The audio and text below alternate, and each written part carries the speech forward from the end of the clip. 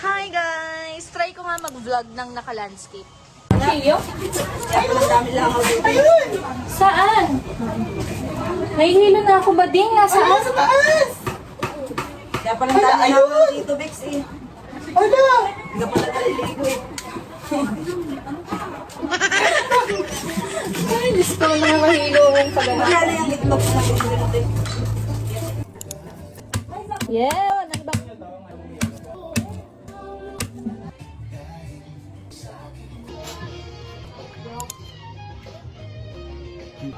Ito ba guys?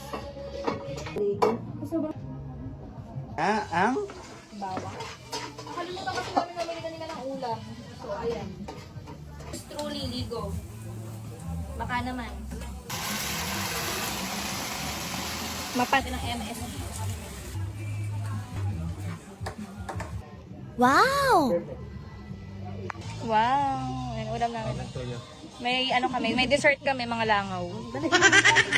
Ito siya. Ulat naman ko. Wala, grabe ka naman. Te, ulam daw. Meron. Madami.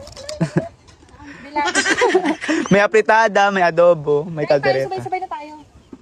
Sabay-sabay natin kakain. Guys, tara, punta tayo sa may bridgeway. Dahil sobrang tagal na namin hindi nakapunta dun. Baka mamaya naging sementado na ito na Yes, guys. naman yung punta dito dahil alam nyo, next week for sure, malalaki na naman yung alon. Welcome to Serene Bridgeway. Ala, ayan. Wala si ate ko. Unang-una, ipapakita ko sa inyo na dito nyo lang makikita. Ito. Basura. Charing. Hindi ba po? Ay, cheap flavor. Hoy, baka mamaihi yan, ha? Ay, puta. Alak. Bango. Totoo? Hab natin dito. Sa may Yes. tulad. Unwind Yung na. unwind. Nululoko tuloy kami ni Joshua dun, no? Bakit? Doon kami nag-picture-picture. Low tide kayo? Baka pwede pumunta? Low tide yun. Te, mamaya maano pa tayo dyan. Daming botilya dyan. Pag may problema ka sa buhay, may tinatakbuhan kang utang. Ano, grabe. So, Perfect ka dito. Hindi ka nila mahahabol. hindi na makakahabol. Sabi nung guest nung nakaraan, meron daw anaconda dito. Sabi ko naman, wala, crocodile lang, pero nasa government. Grabe. Virgin. Ay, wait! Tignan mo to. Ang ganda. Ang ganda guys, so papakita ko sa inyo. Katain ni mama mo yun. Chan. Pag binulungan mo daw yan, lahat daw ng mga hinaing mo sa buhay magkakatotoo. Bulungan ko nga. Yayaman ako. Yayaman ako. Magiging babae ako. Baka maging ano. Ito yung tinatawag na tungkod ni Ate Serene Story. Yes. Pag hinampas ka nun, makakatulog ka ng bongga. Charing. Hello? Ayun sila! Oh my gosh, ayun sila! Hindi yung dyan, maling mano yan. Guys, kamukha po si Ma'am Sirin. Go. Ng mangga. Hinog na yan. Hinog na yan siya. Mahinog na. Maghanap ka maata. Mas masarap ang maata. Ay, Diyos ko, napakahirap naman ito. Masarap na lang magpakaw. Grabe. Buhay probinsya nga. Ako muna. Sorry. Yeah, grabe, be. Halika na. Yung aso niya. Cutie. Maui daw yung pangalan. Ikaw si Moana. Ang ganda niya dito. Ayan guys. Ayan guys. Mukhang magpapabudol na naman po si Ma'am Chanel. Ang pet. Iba-iba yung design. Kulay. Ayun si Kuya, nagbebenta po siya dito sa may Anawangin Cove. Ayan po, may mga customer siya ngayon. Di ba may 40 na lang utang ko ah. Ayun. Ang dami po. Lalagyan ng pangalan yan. Pangalan ng kapitbahay, kaaway. Saan? Kakita mo daw, pwede daw lagyan ng pangalan ng kapitbahay ng kaaway. Yes. Kung meron kang sinusumpa sa buhay mo. Charing. Naman. Joke lang. Yeah, wait lang ako nito. Joke lang, mami. Nagbibiro. Ito yung nabili natin guys.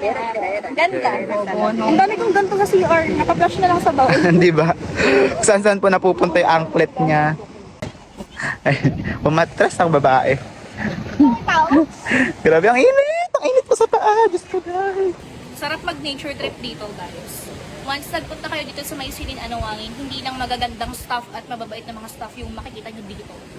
Kundi, ang magandang view ng Anawangin.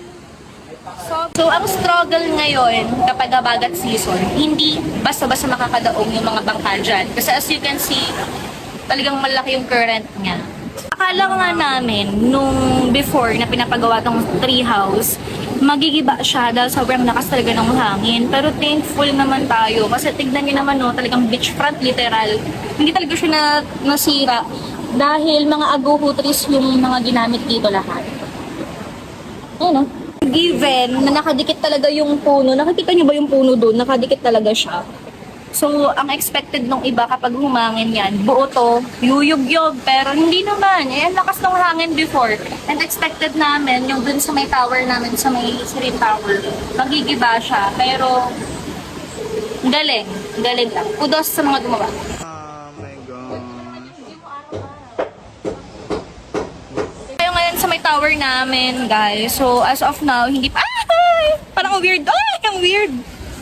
Paano na? Hindi na siya, match dun, guys. Ayan na, si Jella magpupulot ng basura.